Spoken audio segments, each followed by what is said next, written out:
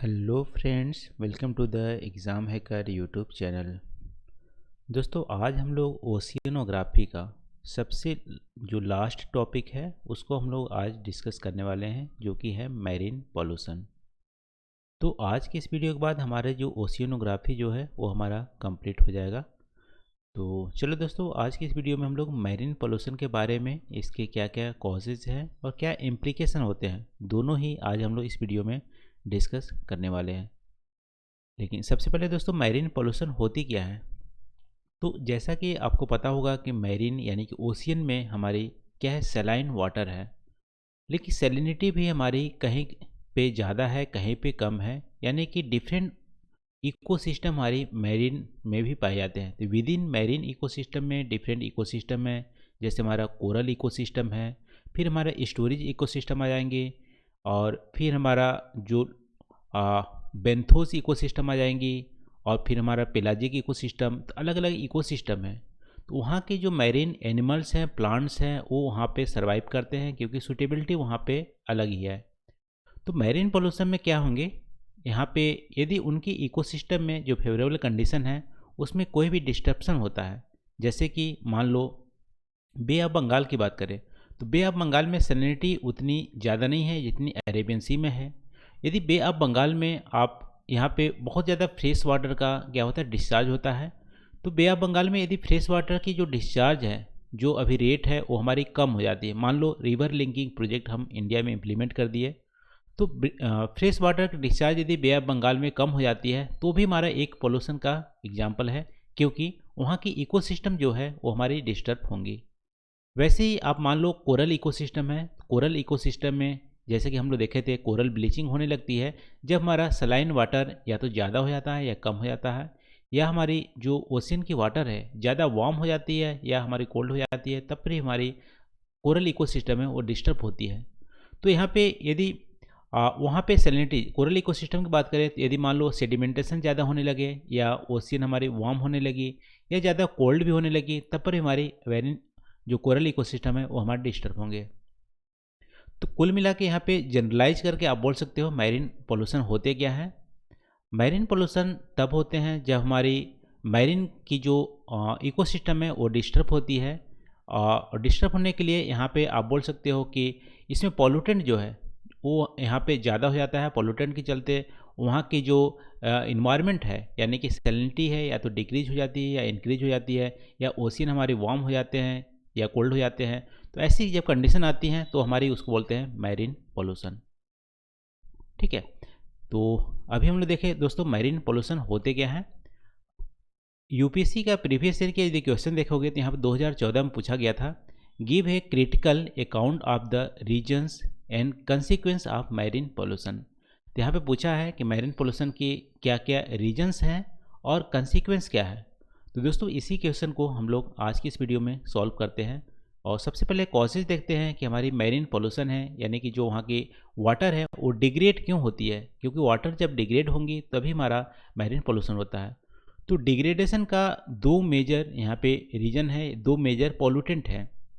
इसके अलावा minor pollutant भी है, उसको भी डिस्कस करेंगे।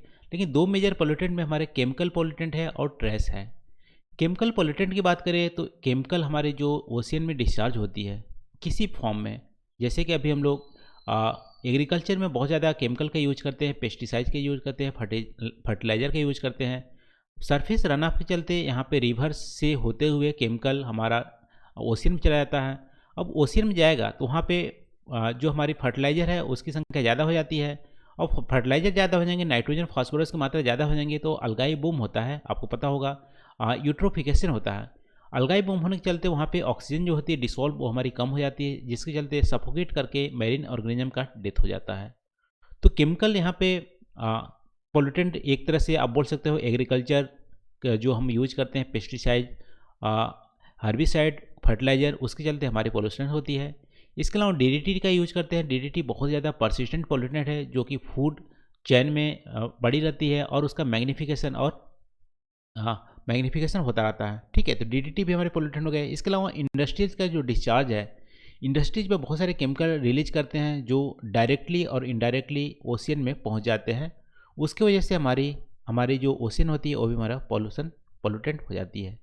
इसके अलावा केमिकल पोल्यूटेंट का जो मेजर सोर्स है वो हमारी बोल सकते हो कि ऑयल स्पिल है। ऑयल स्पिल में भी दो तरीके ऑयल स्पिल होती है। एक तो शिप के थ्रू जब हम ऑयल को शिपमेंट करते हैं तो हमारी उससे स्पिल होती है। दूसरी हम कॉन्टिनेंटल शेल्फ में जब ऑयल की ड्रिलिंग करते हैं उस समय भी ऑयल स्पिल होती है। ऑयल स्पिल होती है तो ऑयल की डेंसिटी कम होती है, सरफेस पे जो ओशियन की सरफेस होती है वहाँ पे तैरती रहती है। ठीक है, बहुत ज़्यादा इजीली डिग्रेड नहीं होती है। जब तैरती रहती है जो सन रेज होती है, सनरेज इससे पेनिट्रेट नहीं कर पाती है तो ऑयल क्या करती है, सनरेज को रोक देती है। अब सनरेज पेनिट्रेट नहीं करेंगी तो वहाँ के जो ऑर्गेनिज्म हैं, प्लांट्स हैं, एनिमल हैं, उनको फोटोसिंथेसिस करने में दिक्कत होंगी और अल्टीमेट प्लांट डाई करेगा तो एनिमल भी डेड हो जाएंगे। तो इस तरह से ऑयल स्पिल हमारी मैरीन इकोसिस्टम को बहुत ज़्यादा नुकसान पहुँचाते हैं। इसके अलावा आप यहाँ पे एसिड रेन भी बोल सकते हो, जो हमारी फॉसिल फ्यूल्स का जो इमिशन करते हैं उसके चलते एसिड रेन होती है। एसिड रेन क्या करती है, हमारी सैलिनिटी को डिक्रीज कर देती है। सैलिनिटी डिक्रीज करती है, एसिडिफिकेशन हमारी ओशन हो जाती है। अब एसिडिफिकेशन होंगे तो आपको पता होगा बहुत सारे जो ऑर्गेनिज्म है सलाइन वाटर में ही रह पाती है। यदि वहाँ पे एसिडिक ज़्यादा हो जाएंगी तो वो सर्वाइव नहीं कर पाएगी, इंक्लूडिंग कोरल रीफ। तो इस तरह से हमारी केमिकल पोल्यूशन मेजर हमारे पोल्यूटेंट हैं ओशियन को और बहुत ज़्यादा इकोसिस्टम को नुकसान पहुंचा रहे हैं। अब ट्रेसेस की बात करें, ट्रेसेस में मेजर जो पोल्यूटेंट हमारी प्लास्टिक है। प्लास्टिक आजकल बहुत ज़्यादा गार्बेज नॉन बायोडिग्रेडेबल है, जो कि बहुत सारे कंट्रीज द्वारा मेजर कंजम्पशन किया जा रहा है और ओशियन में इसको डिस्चार्ज किया जा रहा है और इसके चलते यहाँ पे इकोसिस्टम डिस्टर्ब हो रही है हमारी ट्रेस। दो मेजर पोल्यूटेंट हैं ओशियन का। इसके अलावा माइनर पोल्यूटेंट यदि बात करें तो हमारी सीवेज की वेस्ट है। कोस्टल एरिया में जो हमारी इंडस्ट्रीज, जो कॉलोनीज हमारे बसे हुए हैं उसके डिस्चार्ज हैं, हॉस्पिटल का, इंडस्ट्रियल के डिस्चार्ज, सीवेज का डिस्चार्ज, जो कि इकोसिस्टम के वाटर को, जो वहाँ पर ओशियन की जो वाटर है उसकी क्वालिटी को डिग्रेड कर रहा है। फिर हमारा थर्मल पोल्यूशन है। थर्मल पोल्यूशन में थर्मल शॉक लगती है, यानी कि टेम्परेचर, यदि इंडस्ट्रीज से बहुत ही हॉट वाटर को डिस्चार्ज किया जाता है तो ओशियन की वाटर है वो वार्म बहुत ज़्यादा बढ़ जाती है, या कोल्ड वाटर को डिस्चार्ज किया जाता है तो उसकी जो कोल्डनेस है वो बढ़ जाती है। इसके चलते वहाँ के जो एनिमल है, प्लांट है, वो सर्वाइव नहीं कर पाते हैं, थर्मल शॉक लगता है। तो थर्मल पोल्यूशन भी हमारी एक तरह से पोल्यूटेंट है।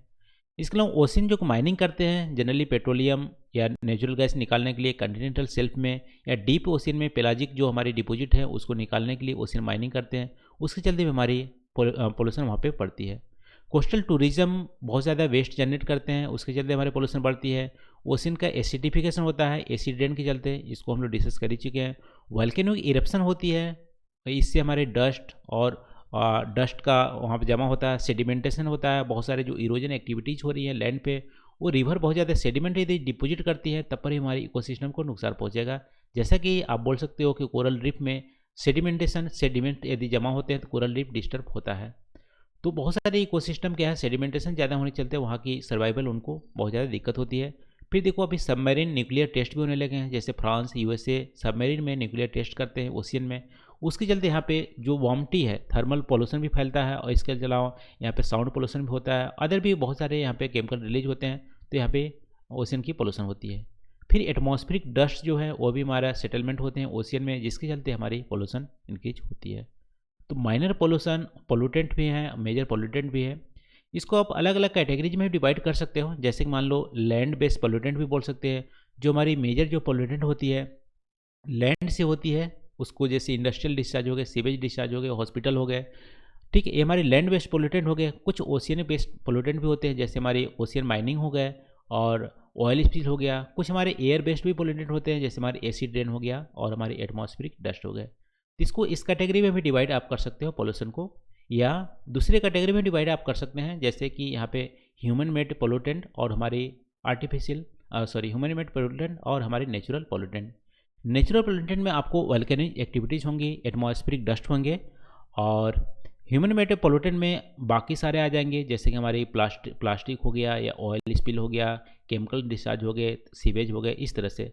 तो अलग अलग कैटेगरीज में आप डिवाइड कर सकते हो हमारे जो ओशन की पोल्यूटेंट है सोर्स के हिसाब से, ठीक है। लेकिन जो मेजर पोल्यूटेंट है आपको इस तरह से माइनर और मेजर पोल्यूटेंट में भी आप डिवाइड कर सकते हैं। तो जैसा कि दोस्तों केमिकल पोल्यूटेंट हम लोग देखें, इंडस्ट्रियल जो हमारी केमिकल होती है, डीडीटी हो गए, एग्रीकल्चर के जो हमारे वेस्ट हमारे जनरेट होते हैं, फर्टिलाइज़र होती है, पेस्टिसाइड यूज होते हैं, और इसके चलते अलगाई बूम हो जाती है, ऑयल स्पिल, ये हमारी मेजर पोल्यूटेंट है केमिकल पोल्यूटेंट के रूप में। अब हम लोग इफेक्ट देखते हैं कि हमारी ओशियन जब पॉल्यूशन होती है तो क्या इफेक्ट पड़ता है। जैसा कि हम लोग जानते हैं कि ओशियन की वाटर क्या होती है, डिग्रेड होती है। डिग्रेड का मतलब है जितनी क्वालिटी है उतनी हमारी रहती नहीं है। जैसे मान लो यदि कोरल रीफ के रीजन में यदि सेडिमेंटेशन ज़्यादा हो रहा है तो फिर भी हमारी वाटर क्वालिटी डिग्रेड होती है। यदि बे ऑफ बंगाल में या इंडिया की जो रिवर लिंक प्रोजेक्ट यदि इम्प्लीमेंट करते हो तो फ्रेश वाटर की कमी हो जाती है स्टोरेज में बे ऑफ बंगाल में, तो वहाँ पे भी इकोसिस्टम डिस्चार्ज होंगी। तो टोटल मिला के क्या है कि जो वहाँ पे इकोसिस्टम है, जो भी वहाँ पे इन्वायरमेंट है, या जो भी हमारी सैलिनिटी है, सैलिनिटी इंक्रीज भी करती है डिक्रीज भी करती है, तब पर भी हमारी उसको बोलेंगे वाटर की क्वालिटी डिग्रेड हो रही है। तो वाटर की क्वालिटी डिग्रेड होती है, इसके चलते इकोसिस्टम वहाँ डिस्टर्ब होती है। यदि अलगाई बूम हो रहे हैं तो ऑक्सीजन की डिप्लेशन हो जाती है। जैसे कि अलगाई बूम में हम लोग देखे हुए थे, यूट्रोफिकेशन होती है, अलगाई बूम होती है, तो वहाँ पे जो भी प्लांट होते हैं उसका डिकम्पोजिशन होता है। डिकम्पोजिशन होने के चलते वहाँ की जो बैक्टीरिया होती हैं ऑक्सीजन को, जो डिसॉल्व ऑक्सीजन है उसको यूज कर लेती है, जिसके चलते जो एनिमल्स है उसके लिए ऑक्सीजन की कमी पड़ जाती है। तो डिप्लीशन ऑफ ऑक्सीजन कंटेंट होती है, कोरल ब्लीचिंग होती है, हमारे इम्प्लीकेशन होते हैं यदि ओशियन पोल्यूशन होंगे तो। और फूड चेन हमारा टोटल यहाँ पे डिस्टर्ब होगा, फूड चेन डिस्टर्ब होगा तो मैरीन इकोसिस्टम तो डिस्टर्ब होंगे ही। इसके चलो हमारी जो फूड सिक्योरिटी है ह्यूमन बीइंग का, वो भी हमारे डिस्टर्ब होगा। और ये हमारी इम्प्लीकेशन हो गए हमारी ओशन की पोल्यूशन का। दोस्तों इसका यदि आपको क्या उपाय करना चाहिए इसको पोल्यूशन को दूर करने के लिए, तो आप बोल सकते हो सस्टेनेबल जो डेवलपमेंट कॉन्सेप्ट है वो यदि अच्छे से इम्प्लीमेंट करें तो आप बोल सकते हो ओशन पोल्यूशन हम मिनिमाइज कर सकते हैं। यदि सीवेज का डिस्चार्ज कर रहे हैं तो ट्रीटमेंट करने के बाद डिस्चार्ज करें। और इसके अलावा जो ऑयल स्पिल हो रही है उसको मेजर यदि कम कर लिए, प्लास्टिक को वेस्ट को हम वहाँ पे डिस्चार्ज ना करें ओशियन में, तो हमारी ओशियन पोल्यूशन एक तरह से कम हो सकती है। तो सस्टेनेबल प्लानिंग एक मेजर तरीका है ocean pollution as well as other pollution को कम करने के लिए। तो ये हमारा हो गया दोस्तों मैरीन पोल्यूशन, इसको आज की इस वीडियो हम लोग कवर किए हैं। तो आज के लिए बस नहीं दोस्तों, आज हम लोग ओशियनोग्राफी यहाँ पे कंप्लीट कर चुके हैं। नेक्स्ट वीडियो से नेक्स्ट जो हमारी सेक्शन है फिजिकल जियोग्राफी का, उसको हम लोग स्टार्ट करेंगे। तो थैंक यू फॉर वॉचिंग, मिलते हैं अगले वीडियो में नए टॉपिक के साथ। Thank you.